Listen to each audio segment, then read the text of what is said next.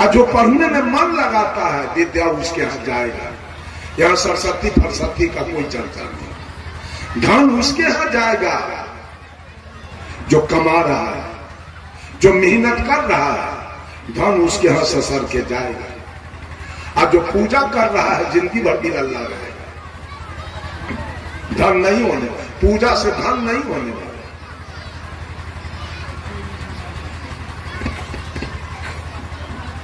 कर्म कीजिए। गोस्वामी तुलसीदास जी ने रामचरितमानस में लिखा है, कर्म प्रधान विश्व करी राखा, जो जस करहि सो तस फल चाखा।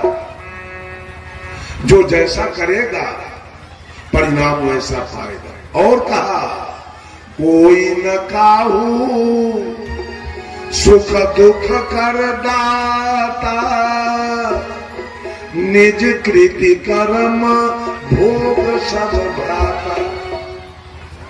जो जैसा कर रहा है वैसा फल पाएगा। आज सारे लोग राम की भक्ति करते हैं। और राम जी को क्या हुआ से मालूम है?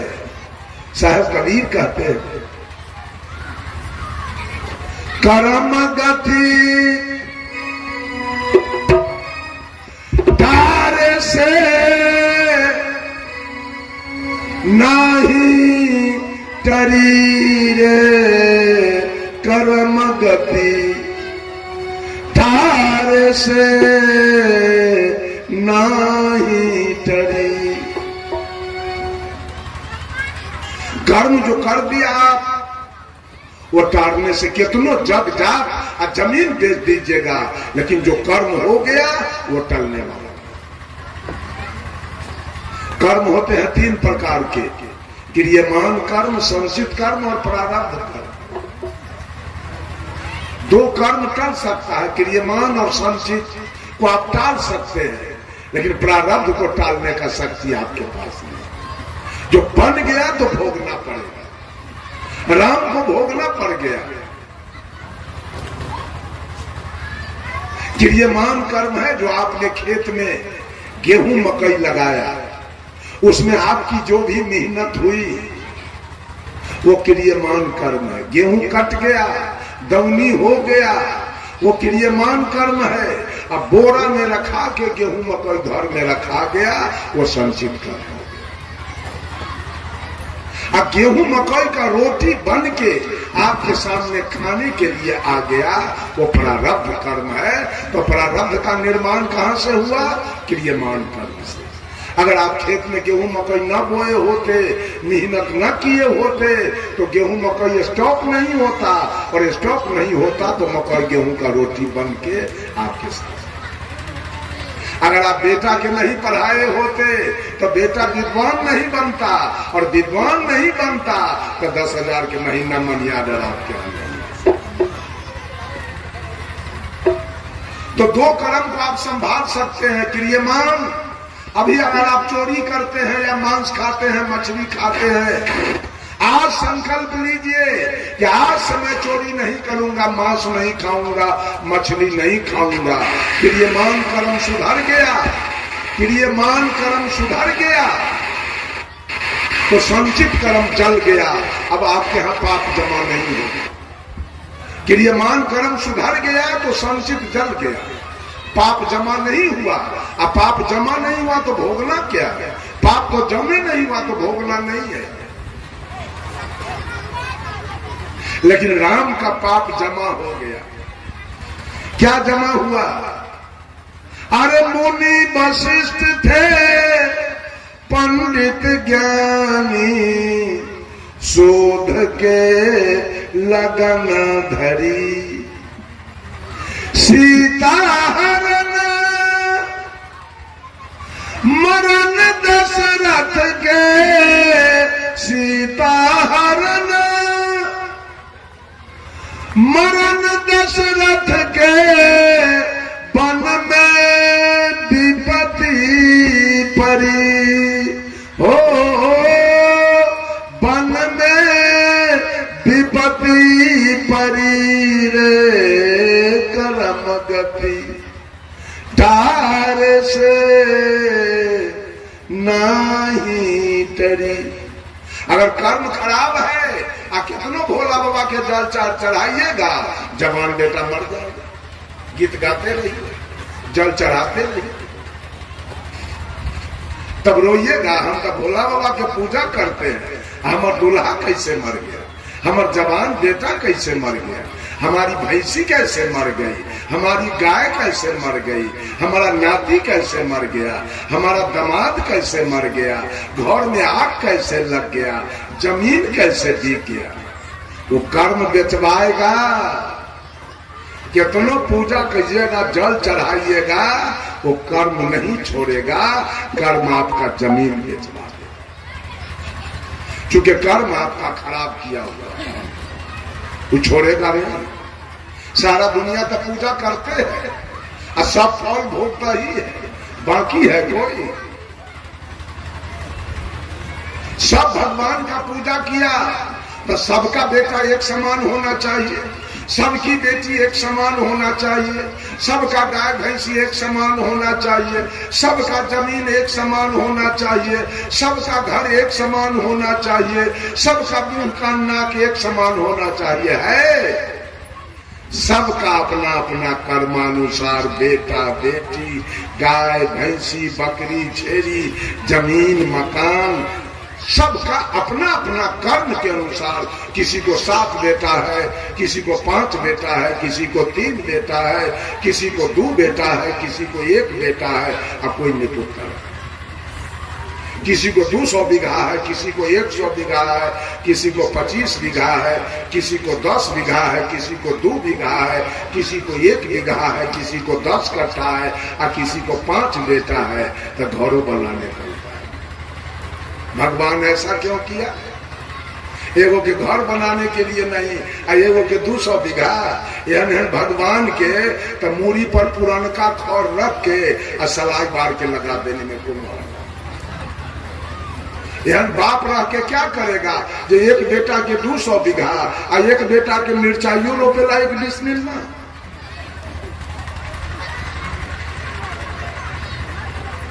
सब कर्म का परिणाम है बाबू, भगवान तो है ये नहीं। भगवान अगर है तो रत्ती रत्ती बांट करके आप लोग अपना हिस्सा में ले लीजिए। हमको मत दीजिए, एक चुटकी हम लेने के लिए तैयार हैं। एक रत्ती भी भगवान अपना हिस्सा में हम लेने के लिए तैयार नहीं।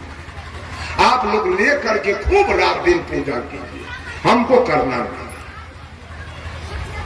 68 वर्ष का उम्र मेरा बीत रहा है, आज तक मैं मंदिर का मुंह नहीं देखा।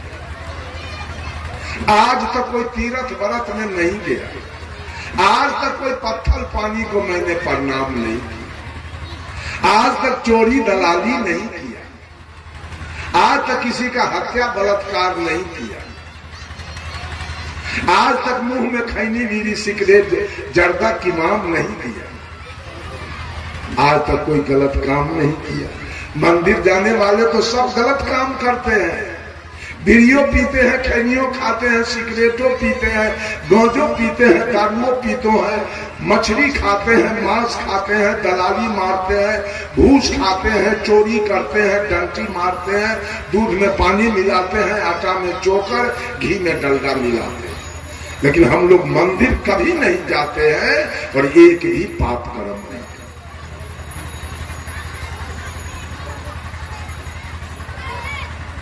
एक चींटी को आज तक नहीं मारा मैं, एक चींटी को जान करके नहीं मारा हूं आज तक, हम मंदिर भी नहीं कहेंगे। एक पादरी जी थे, पादरी जी नित्य दिन गिरजाघर पर जाकर, यह दृष्टांत है, इसको सिद्धांत आप लोग मत समझेंगे, यह कबीर का सिद्धांत नहीं। कबीर के सिद्धांत में थोड़ा सा भी कहीं गड़बड़ी नहीं मिलेगा। ये दृष्टांत है, दृष्टांत थोड़ा गड़बड़ हो सकता है, इसकी गारंटी मैं नहीं दूंगा। एक पादरी जी थे और पादरी जी नित्य दिन गिरजा घर पर जाकर प्रवचन देते थे। ये दुनिया के लोग, भगवान पर विश्वास करो और पुण्य कर्म करो, तुम्हारी मुक्ति हो जाएगी, तुम्हारे जीवन में सुख शांति आ जाएगी, तुम्हारा मोक्ष हो जाएगा, तुम्हारा कल्याण हो जाएगा।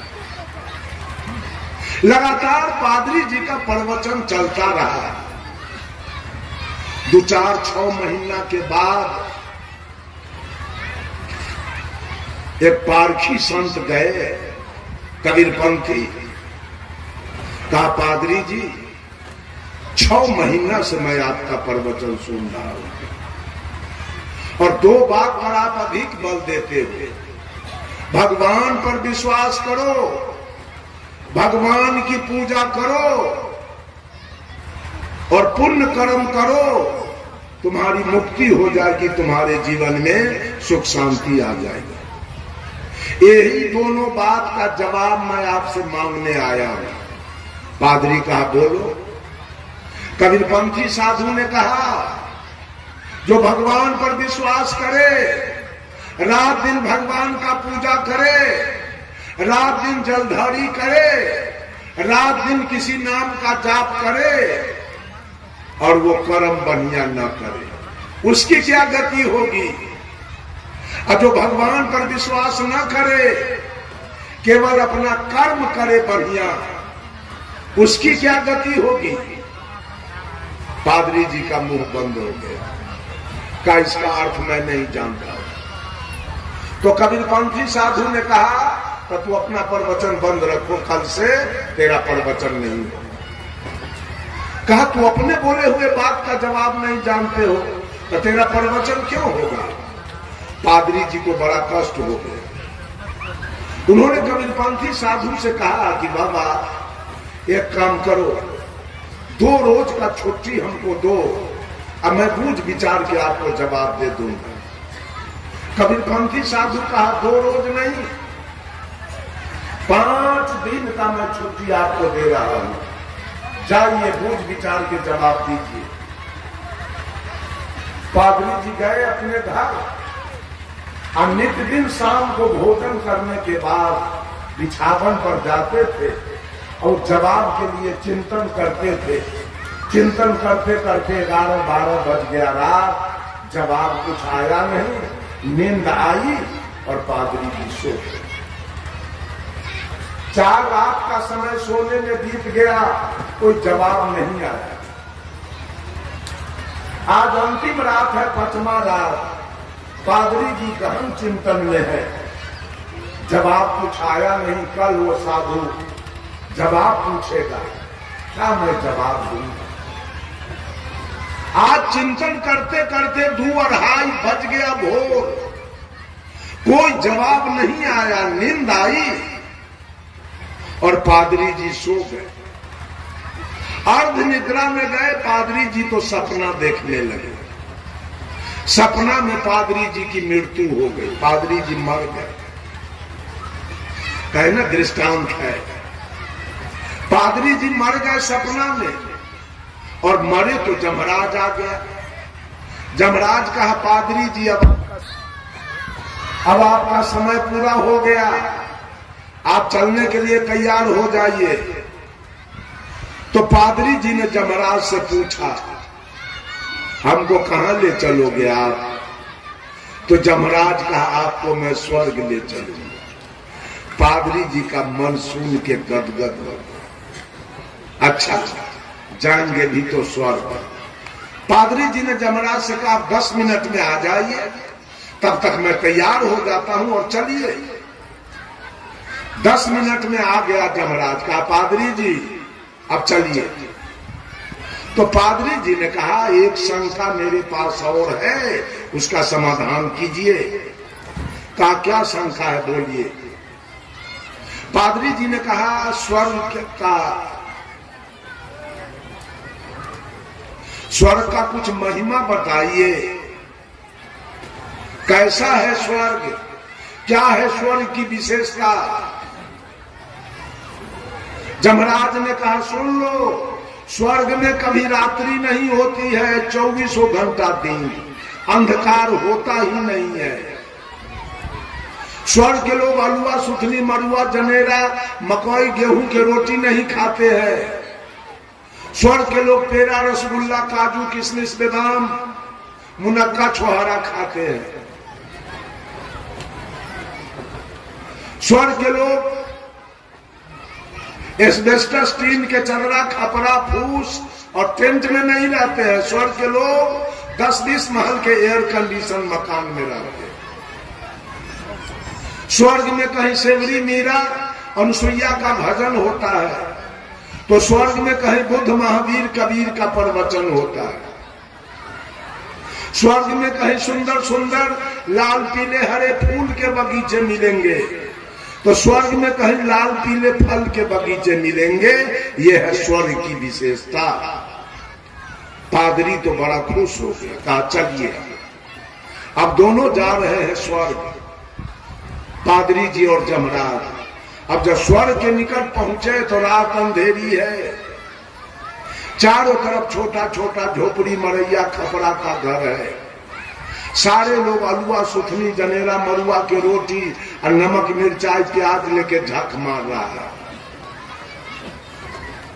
चारों तरफ झोपड़ी, मरैया का घर है, एस्बेस्टस, टीन के चदरा का घर है।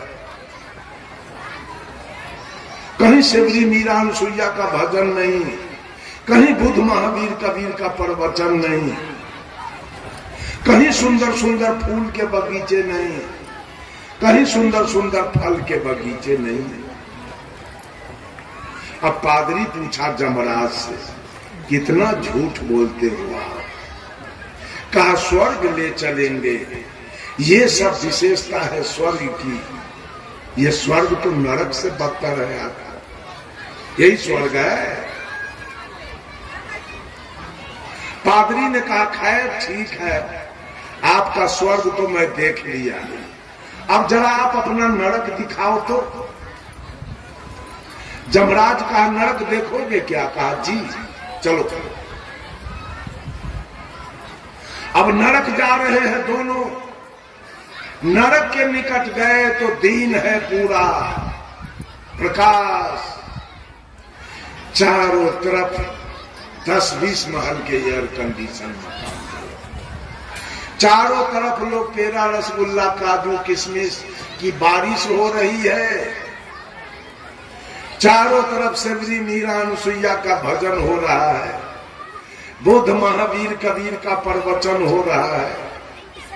चारों तरफ सुंदर सुंदर फूल के बगीचे, सुंदर सुंदर फल के बगीचे लगे।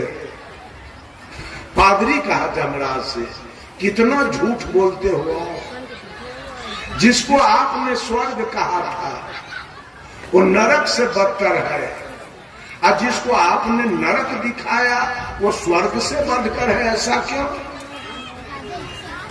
अब पादरी जी को जवाब मिल रहा है। जमराज ने कहा है पादरी, तुम्हारे जैसे लोग जो रात दिन भगवान का पूजा किया, भगवान पर भरोसा किया, अगरबत्ती जलाया, जल चढ़ाया, ताली बजाया, नाम का जाप किया, लेकिन वो आदमी कर्म बढ़िया नहीं। जितने भगवानवादी लोग हैं,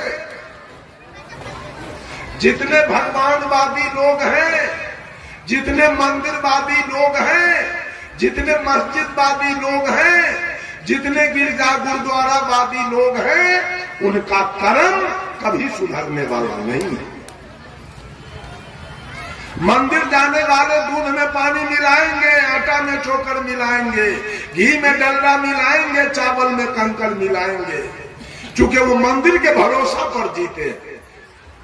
वो गाली पढ़ेंगे, वो आरी तोड़ेंगे, वो झूठ बोलेंगे, वो मांस खाएंगे, मछली खाएंगे, तारी दारू पिएंगे, गांजा भांग पिएंगे।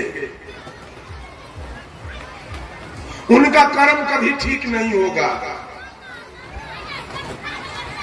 हम लोग मंदिर क्या करने जाए? हमारा तो मंदिर यही है, बडीज टेम्पल, ये काया मंदिर है, इसी में मैं रहता हूं। वो राजमिस्त्री के बनाया हुआ मंदिर से हमको कोई मतलब नहीं है, कोई जरूरी हमको नहीं है वहां से।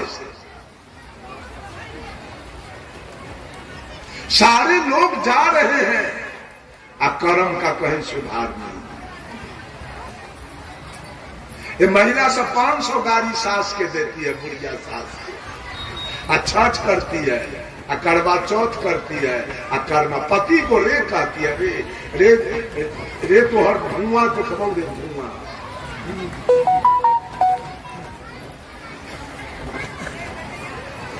जेल से गाड़ी देती है पति के, अब देवता के पूजा करती है छठ के, करवा चौथ, कर्मा धर्मा तीज, जितिया करती है। कर्म सुधर जाएगा?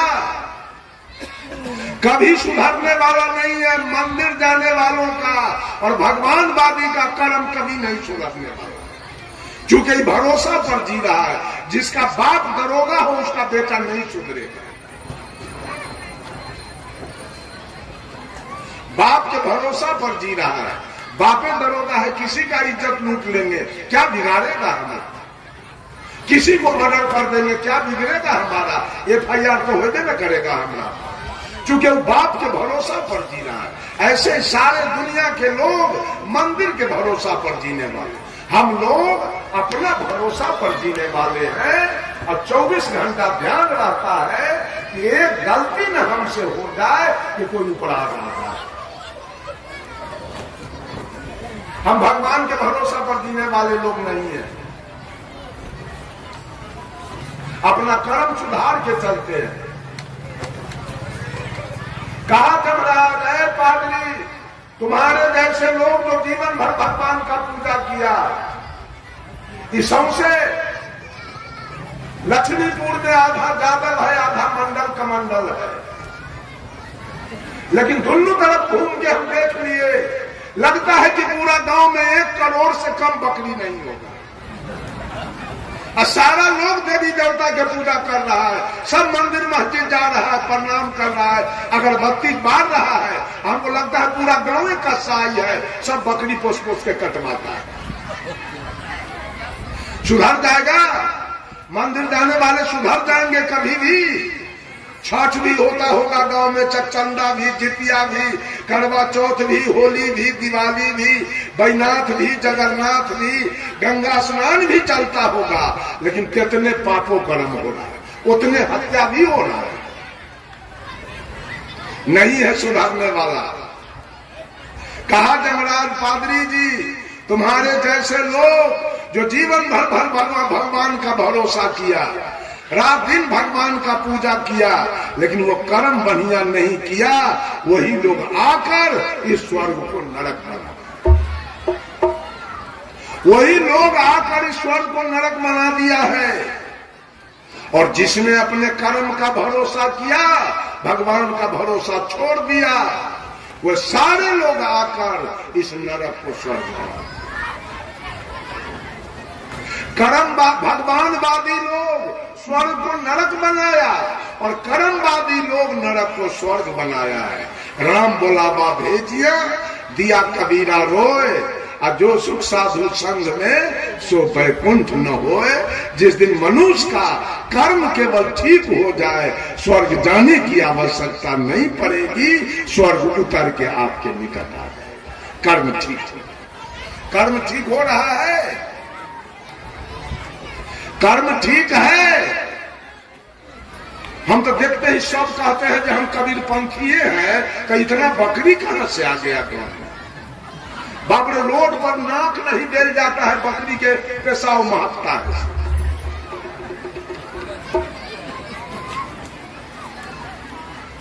अब मंदिर में पूजा तो चलिए रहा, शिव चर्चों खूब हो रहा है, अब सुधार कुछ नहीं है, को पैसा नहीं। बंधुओं, जरा विचार कीजिए, कैसे आपके जीवन में सुख आएगा?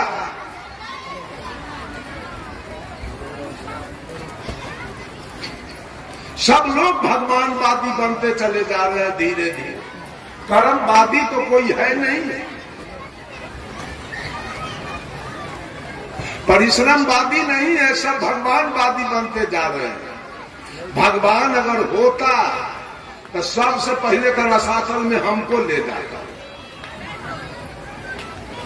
भगवान अगर होता तो सबसे पहले रसातल में हमको ले जाता, क्योंकि हम भगवान के मानने वाले नहीं है। मैट्रिक तक की पढ़ाई मैंने किया और सरस्वती के मूर्ति को कभी मैं प्रणाम नहीं।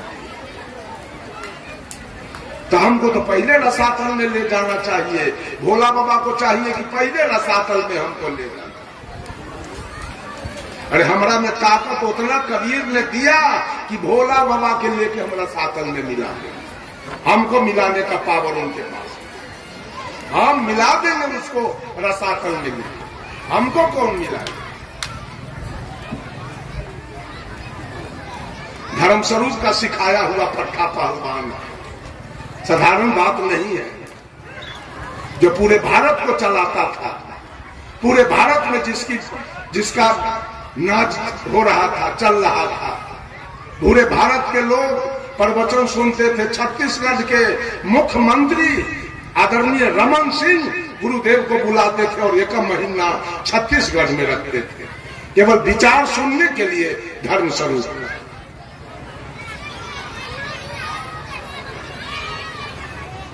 उसी दर्जा के परम पूज्य अभिलाष साहब इलाहाबाद के रहने वाले, उसी दर्जा के परम पूज्य ज्ञान साहब गुजरात के रहने वाले। हम लोगों का भगवान कुछ नहीं बिगाड़ेगा। अगर न हो तो आप लोग जरा पैरवी करके देखिएगा कि रमाशंकर साहब को सत्यानाश में मिला दो, तब ना हम देख लेंगे भगवान के पावर कि हमको क्या करनी है। झूठ का काम छोड़ दीजिए, कहीं कुछ नहीं मिलेगा। रामपाल महाराज जी कहते हैं कबीर झूठा है, रामपाल जी सच है। तो जो सच्चा आदमी होगा वो जेल काटने जाएगा, जो सच होगा वो जेल जाएगा।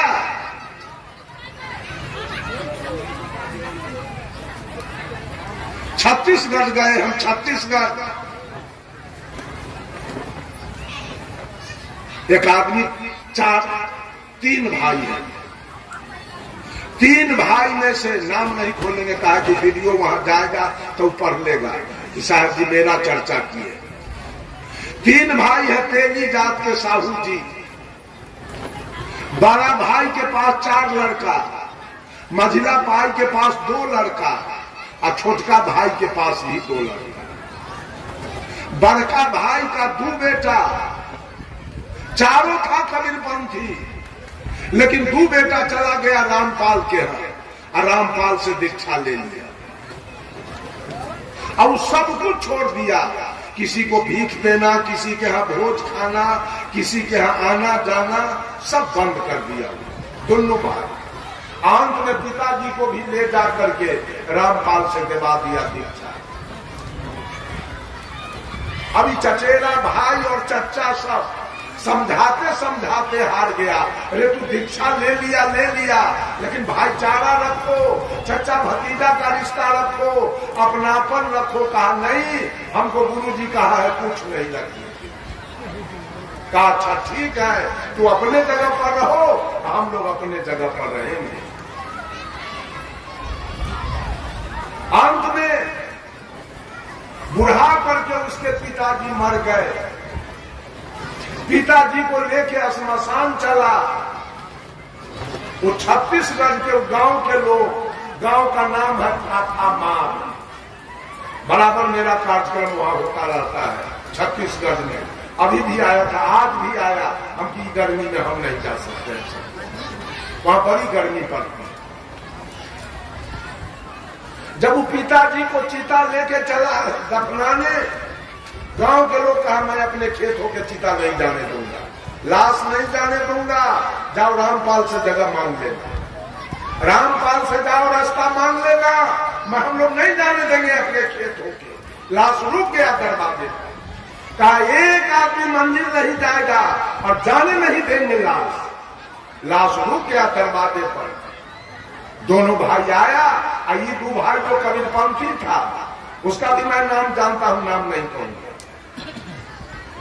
उसको आके कहा भैया तो पिताजी का लाश आप ही ले आओ और आप ही समाधि कर दो, हमको तो लोग जाने नहीं देगा, लेकिन हमको थोड़ा सा उसमें शामिल होने देना। गांव का लोग कहा खबरदार ये जाएगा तो आपको भी लाश नहीं ले जाने देगा।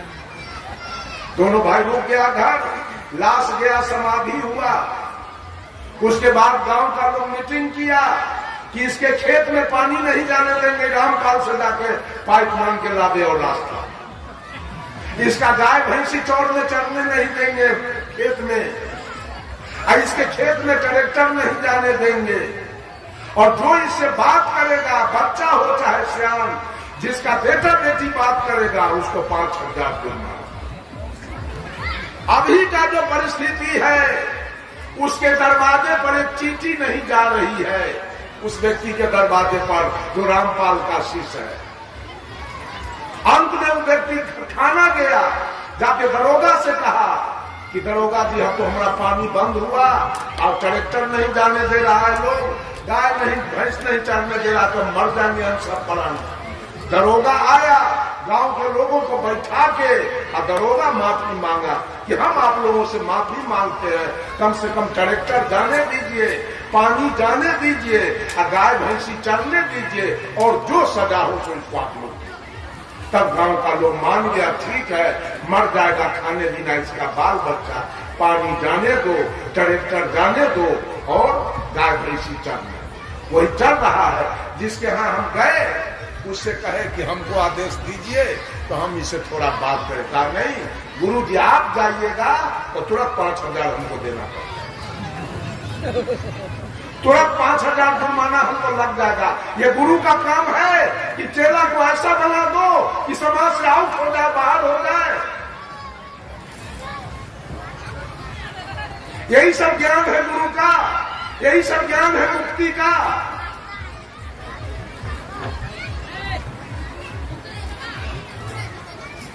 बंधुओं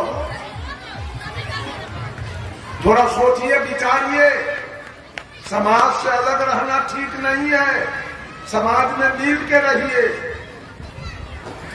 तब आपका सारा काम काज चलेगा। ये रामपाल जी समाज से अलग करते हैं, चेला को साफ बाइकाट करते हैं। ज्ञान कैसा देते हैं मालूम है? कबीर साहब का तस्वीर देखिए। किसी भी महापुरुष को 2 प्रकार से जाना जाता है, एक तो उसके इतिहास से और नहीं तो एक तो उसके वेशभूषा से। न कबीर साहब के लेखनी से रामपाल का एक वो लेखनी मिलता है, और न कबीर साहब के वेशभूषा से रामपाल का कुछ मिलता है। कबीर साहब के गले में कंठी है कि नहीं, बोलिए? कबीर साहब के गले में कंठी है ना? रामपाल के गले में कंठी है। रामपाल को देखिए दाढ़ी छिलाता है, मोछ रखता है। हम लोग अगर छिलाते हैं तो टीकी सहित मोछ दाढ़ी खूब सहित कबूतरा है। रामपाल को देखिए मोछ रखा है, दाढ़ी छिला दिया है। रामपाल को देखिए पैजामा पहनता है या कुर्ता है, साधु वाला भेष, हाथ में बद्धी पहनता है धागा, गर्दन में कंठी नहीं,